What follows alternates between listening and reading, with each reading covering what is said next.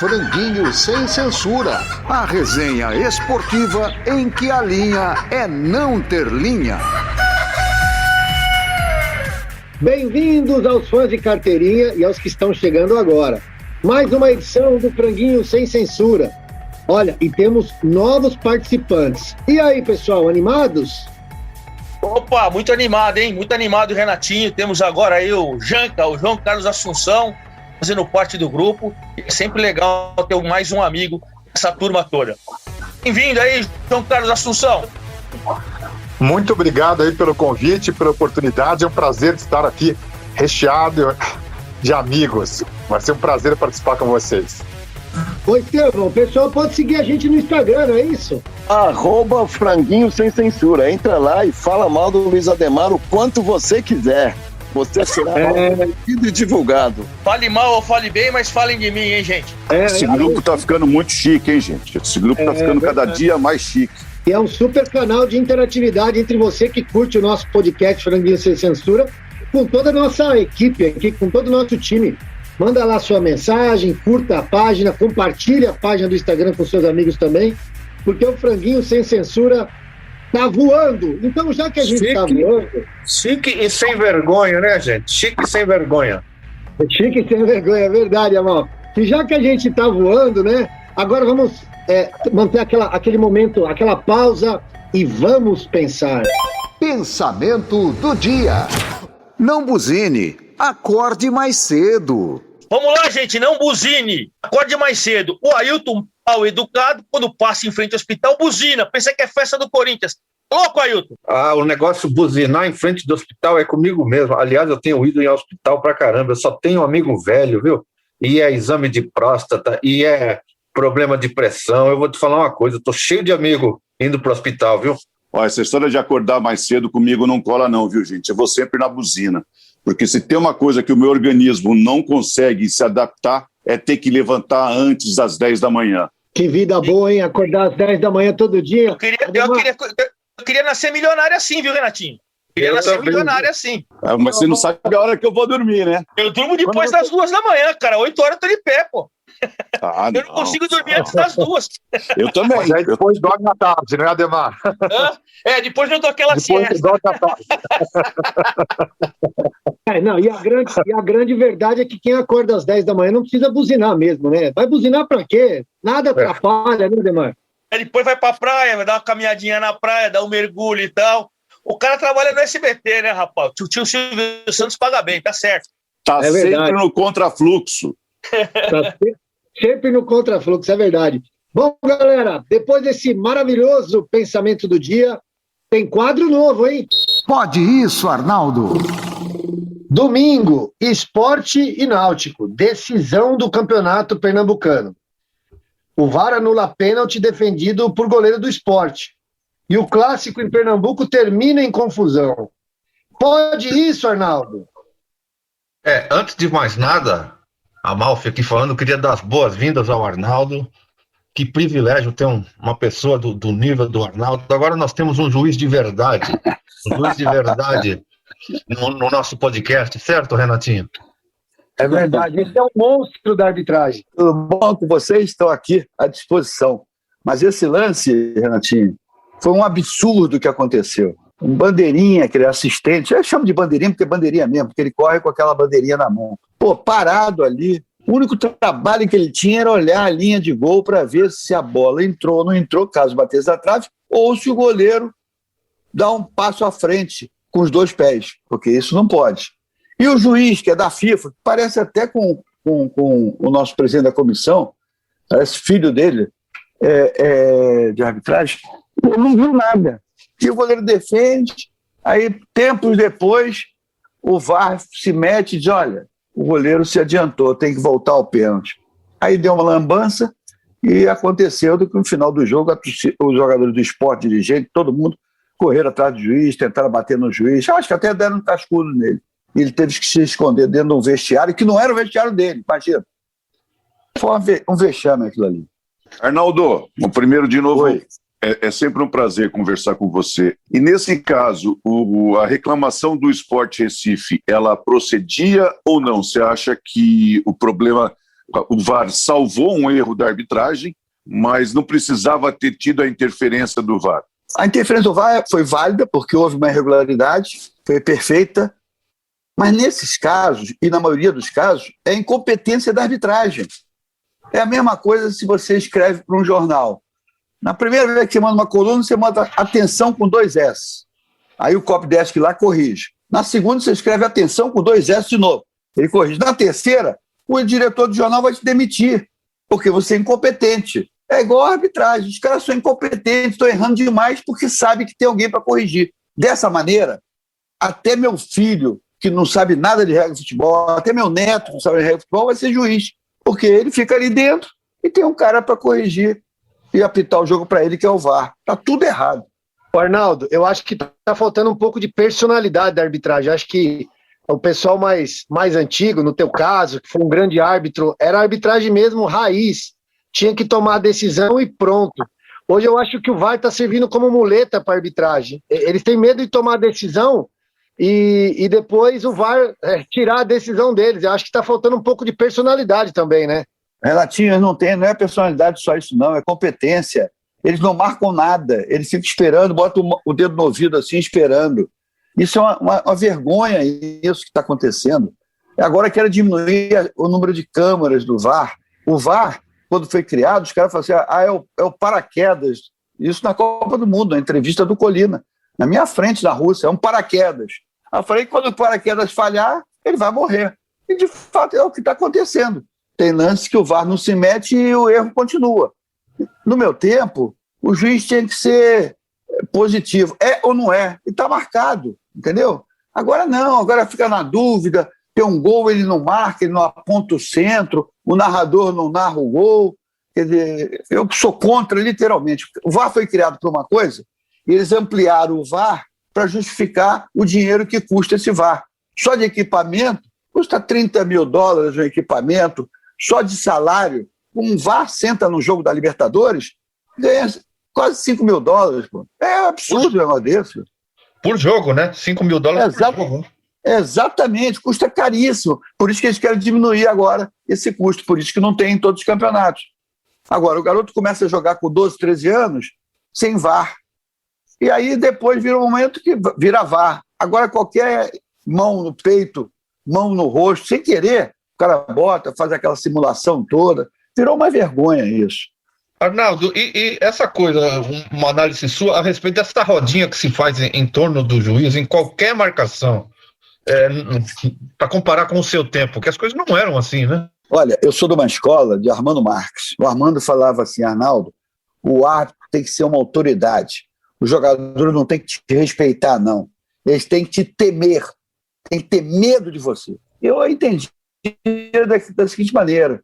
Acaba o primeiro tempo, o jogador do Flamengo outro dia virou de costas para a câmera para não mostrar o que ele estava falando e deu um esculacho no juiz. E foi o Diego, que é o Zero, fez ele fazer isso, faz toda hora e ninguém fala nada. E o juiz aceita. Pô, no meu tempo, o jogador fazia isso, era expulso no intervalo. Eu mesmo já expulsei no intervalo. É assim que tem que ser feito. O jogador tem que temer a arbitragem. Agora ele reclama de lateral. Outro dia o Gabigol reclamou de um lateral no início do jogo.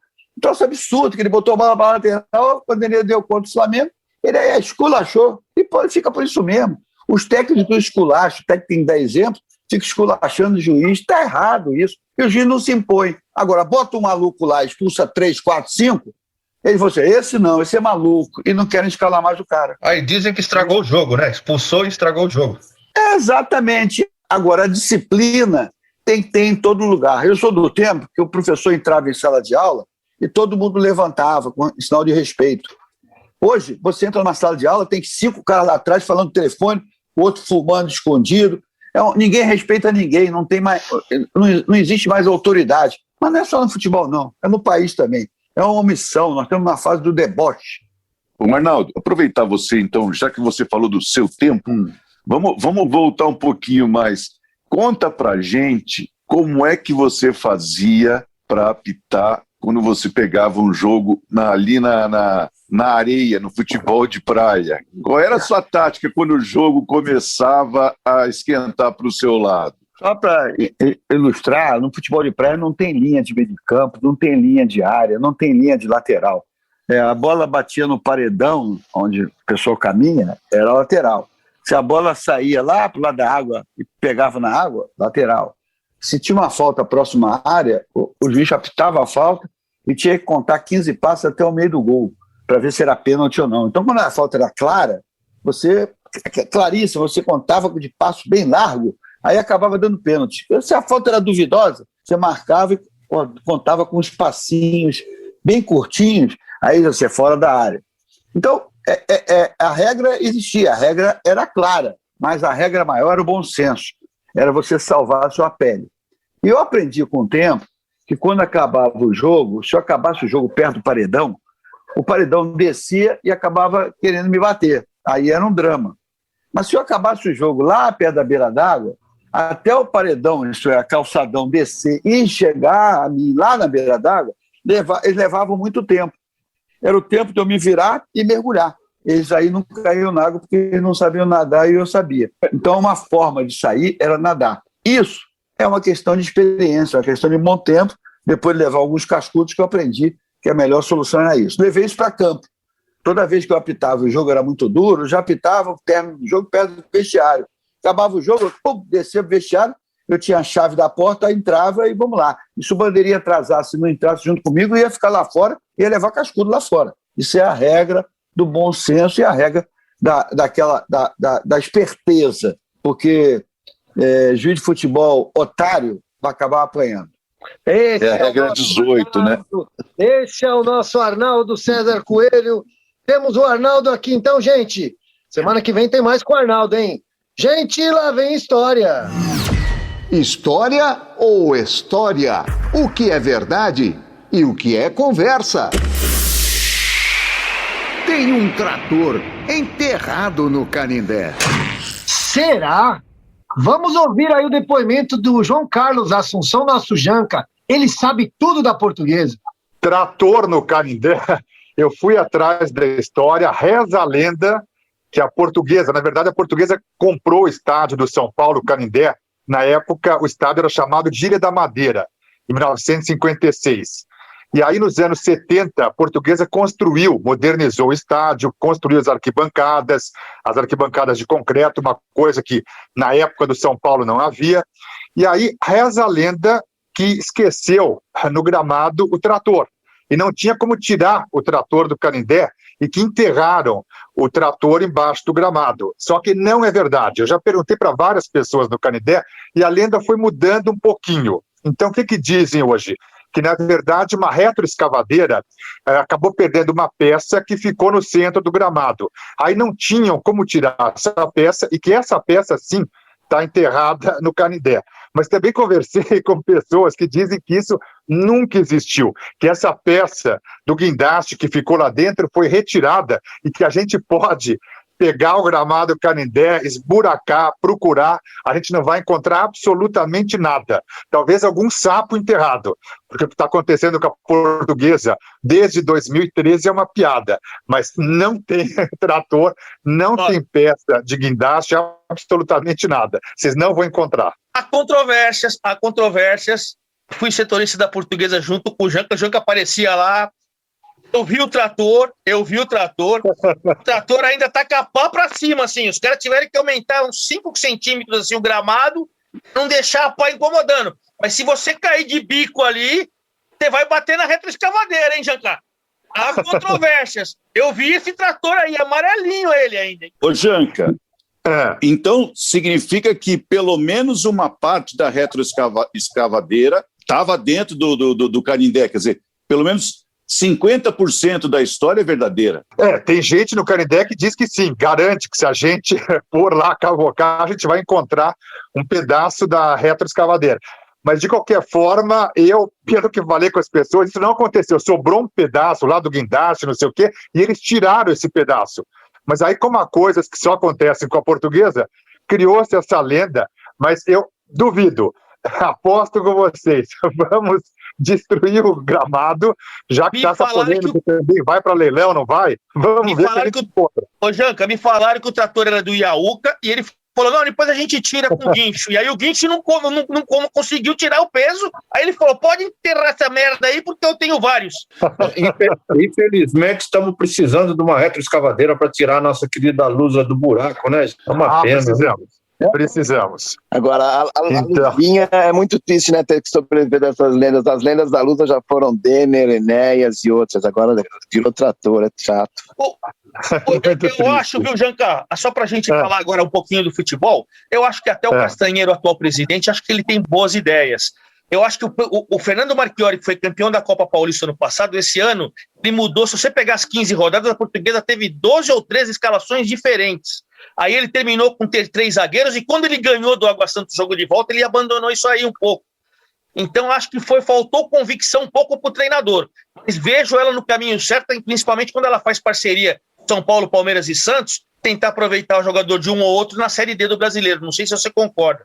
Não, eu concordo totalmente com você, e acho que a Portuguesa, o Castanheira, está fazendo um bom trabalho também no departamento de marketing, divulgando a Portuguesa está voltando a aparecer um pouco mais na mídia, acho que isso é uma coisa super importante, renegociou as dívidas trabalhistas, o que também é uma outra coisa importante, mas acho que o futebol da Portuguesa realmente deixou a desejar esse ano. Eu gosto do treinador, mas ele mudou muito a escalação. O argumento que ele estava usando é que a Portuguesa não estava aguentando jogar um dia sim, outro não, e que não tinha banco, que isso prejudicou muito, mas prejudicou os outros times também. E achei que o primeiro jogo com o Água Santa no Canindé, a Portuguesa realmente entregou. Perdeu por 2-0, não jogou absolutamente nada, podia ter jogado muito mais. Segundo jogo, deu um sufoco no final, 2-1, acabou vencendo, né? Tirando a invencibilidade do Água Santa, mas não deu para se classificar. Então, mais um ano de A2. Vamos ver agora na Série D, né, do Brasileiro. Mas já é muito bom a Portuguesa, pelo menos, ter um calendário de 12 meses, né? Já, isso muda muito. E está de volta também ao futebol nacional, né? Porque antes era a Copa Paulista. Exato. Antes era a Copa Paulista, era uma desgraça. A verdade é que todos nós, né, de uma certa forma, torcemos para a Lusa, torcemos para a Portuguesa. Agora, não em relação ao futebol, mas em relação ao trator, eu vou deixar aqui a pergunta para encerrar o bloco, a mesma que eu comecei. Mas essa história do trator, será? Bola no Canto, a música do futebol. Um samba carioca e o juiz apitou um samba cheio de ginga cantado por Marcos Sacramento, um samba de Wilson Batista e Antônio de Almeida, e o juiz apitou. É uma crônica de um jogo de um flamenguista que vai e o seu time perde para o Botafogo e ele já fica preocupado que na segunda ele vai ser gozado do patrão que é vascaíno. Isso pode ser transportado para qualquer estado. Um corintiano que perde com o Palmeiras e vai ser gozado por um São Paulino. O Flamengo perdeu pro Botafogo. Amanhã vou trabalhar. Meu patrão é vascaíno e de mim vai zombar. Aquela brincadeira saudável que existia e hoje em dia está um pouquinho mais violenta no pós-rodada, principalmente nas segundas-feiras, né? E essa brincadeira é uma coisa que a gente precisa resgatar, porque feito com bom humor e com respeito e com amizade, eu acho que não tem problema nenhum. Então vamos ouvir E o Juiz Apitou, de Wilson Batista, Antônio de Almeida, cantado por Marcos Sacramento. Manda ver, Ricardo. Foram 90 minutos que eu sofri como um louco até ficar rouco. Nandinho passa Zizinho, Zizinho serve a Pirilo, que preparou pra chutar.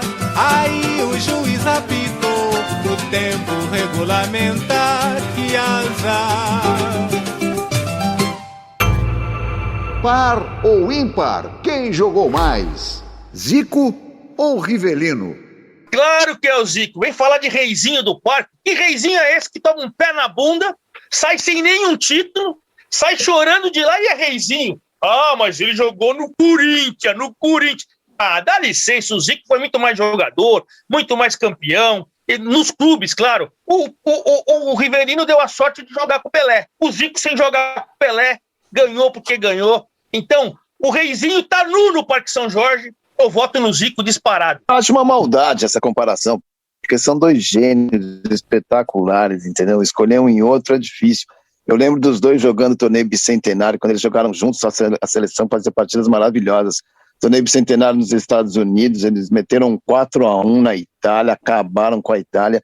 São dois gênios, assim, acho muito difícil, não consigo escolher entre Zico e Rivelino. Desculpa, dessa vez eu fico no muro. Ô, PSDB do inferno, hein? Qual dos dois cobrava a melhor falta? Rivelino. Zico. Rivelino, eu também acho. Zico. Olha, vou dizer uma coisa. O Rivelino, segundo que o Ademar falou, não ganha nada, ele só ganhou o Mundial, né? E o Rivelino. Reizinho do parque, não deturpa. Reizinho do parque. No parque. O Rivelino jogou num tempo em que o pior camisa 10 aqui de São Paulo era o de cá. Era o pior, só isso, entendeu? Então tinha o 10, era o Pedro Rocha no São Paulo, o 10 era o Pedro Rocha, era o Pelé no Santos, o Ademir no Palmeiras, o Rivelino no Corinthians, o de cá era o pior, pra você ver o nível. Então o Corinthians pegou time, o Rivelino pegou Corinthians horrorosos e carregou o Corinthians nas costas durante 8, 9 anos. Vocês me desmentem aí se eu estiver falando alguma coisa. Carregando nas costas com quantos? Foi pro Fluminense e arrebentou. Eu acho que é uma briga boa, mas que o Rivelino jogou mais. Eu acho que esse arrebentou no Fluminense é relativo, porque ele ganhou 2 cariocas, né? Não chega a se arrebentar. No Brasileirão ele perdeu pro Corinthians, que não tinha Rivelino.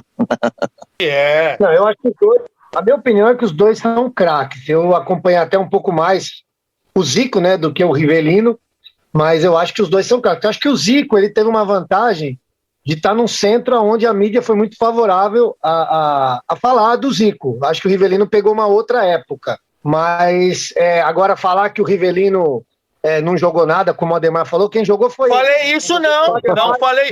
É que eu, ao contrário de vocês pipoqueiros, eu respondo a pergunta, que os dois são craques, que os dois são gênios, que os dois são de seleção brasileira. Isso aí é óbvio, Só que vocês estão fugindo da pergunta, que são pipoqueiro. Quem jogou mais, um ou outro? Eu falei de Zico, vocês não falaram nada. Eu falei, a pergunta tinha que ser... Você falou Zico, eu falo Rivelino. Então tá bom, então responde a pergunta só, não faz que nem o Tutu. Ai, eu não sei se eu gosto de morena, não, no caso dele não sei se eu gosto de repolho ou alface. Eu não sei qual que é melhor. Responde a pergunta, pô. Bom, pra gente encerrar esse papo aqui, vamos para uma votação, né? Eu, Renatinho, sou Rivelino. Eu sou Rivelino. Eu sou Rivelino também.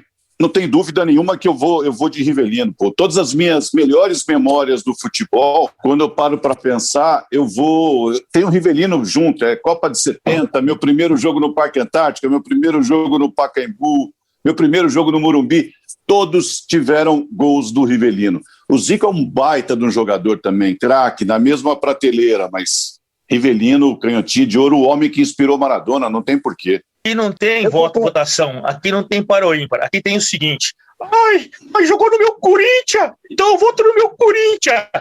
É Zico, só pegar o número de títulos, o que ele fez pelo time, ficou num time só, não tomou pé na bunda de time nenhum, foi campeão. É que não foi campeão na Copa do Mundo, problema da Copa do Mundo. Zico disparado. Eu vou sair do muro e vou de Zico também, entendeu? No elástico contra a folha seca, eu vou de Zico, pronto. Eu vou de Rivelino. Bom, acho que Rivelino ganhou disparado aqui. E mais uma vez, vai dormir com essa, Ademar? Olha, prefiro perder consciente do que ganhar inconsciente. A última volta do ponteiro. Eu queria aqui propor aos amigos uma homenagem mais do que merecida a um mestre de todos nós. Quase todos nós aqui tivemos o privilégio de ter trabalhado com ele, então eu queria... Aprendemos demais, esse franguinho nosso tem muito a cara dessa pessoa, então eu queria prestar uma homenagem e dedicar esse programa ao nosso mestre Michel Lourenço, francês, uma pessoa que entrava na redação e obrigava todos a criar, falou, olha, a mim ou a todos vocês talvez, ele tenha dito, olha, se você não tem uma ideia boa, pode ir embora, nem vou descontar, mas... E ele ficava obrigando todo mundo a criar. Eu queria que todos nós aqui que tiveram o privilégio de trabalhar com ele, dessem um depoimento a respeito do nosso querido francês, Michel Lourenço. Como presidente da CESP, eu tive o prazer de ligar para ele em vida. Quando eu fui dar o troféu, ele já tinha falecido. Porque eu não trabalhei com ele, mas, poxa, quem não conhece, quem é do nosso meio e não conhece a competência e o grande amigo que ele foi. Então eu tive o privilégio de ligar para ele e falar, olha, esse ano o troféu, todos os serviços prestados será para você, e ele ficou muito feliz. Mas, lamentavelmente, antes do final do ano ele faleceu e eu tive que entregar para o filho dele. Só queria falar que a CESP se rendeu também esse craque que foi o Michel. Eu trabalhei 2 anos com o Michel na Bandeirantes, um cara delicadíssimo no trato com as pessoas, mas dava seus esporros também, às vezes dava seus gritos. Mas muito mais gostoso que o trabalho também era, a gente ia muito ao jockey, eu aprendia Mário Sérgio, Eli e Michel, tomava muita cerveja, comia franguinho no jockey, franguinho a passarinho do jockey, era delicioso. E é um cara, o céu tá em festa, com o Michel, Eli e Mário Sérgio, eles estão nas corridas direto, podem ter certeza. Eu conheci o Michel nas páginas dos veículos de comunicação onde ele trabalhou. Cada texto melhor, um melhor que o outro. Assim, eu sinto não ter tido esse privilégio de ter trabalhado com ele. Tive pouco contato, trabalhei com o filho dele, o Bruno, mas o Michel, cada crônica dele na Placar, ou também acho que no Jornal da Tarde, era um ensinamento para a gente que queria ser jornalista, que queria tentar escrever bem.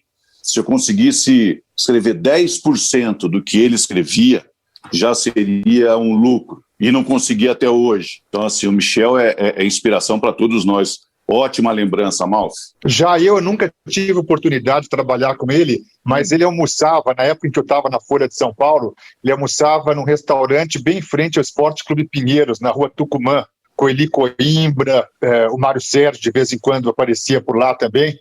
E aí eu lembro que eu cheguei para ele para pedir algumas dicas em relação a alguns textos. Ele foi muito gentil, porque ele deu um retorno, ele leu na semana seguinte, ele voltou, deu uns toques para mim, marcou comigo no restaurante, e foi realmente uma grande, honra ter tido esse contato com ele. Achei uma pessoa muito generosa, foi o que me marcou bastante nele, a generosidade, porque eu estava começando. Eu trabalhei com o Michel em vários lugares, assim, é uma figura sensacional, um baita de um jornalista. Naquela época se podia fumar em redação. Quando ele sentava naquela mesa, punha o cigarrinho do lado da boca, o óculos na ponta do nariz e começava a batucar na máquina, velho, ia sair uma poesia, ia sair algo espetacular. Realmente, o Michel era muito bom. Então, amigos, excelente lembrança. Michel, onde você estiver, uma salva de palmas para você. Realmente homenagem muito merecida para esse monstro da comunicação. Parabéns ao Janco e ao Arnaldo que chegaram no nosso time hoje.